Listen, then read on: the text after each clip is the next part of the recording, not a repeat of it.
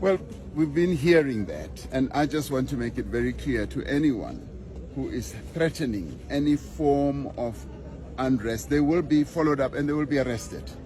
Those are people who belong in jail. Those are people who are the enemies of our democracy. The people of South Africa value this hard-won democracy, and they don't want any form of instability. And we've always followed the rule of law. When you are dissatisfied with any decision, be it a government decision, the president's decision, a minister's decision, even a court's decision, there are ways in which all those complaints can be followed up. So for anyone to say that if this does not happen, they are going to have instability, it's against the will of the people of South Africa.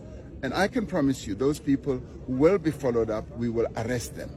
And they do not belong as part of the South African community that wants stability. That is going to happen.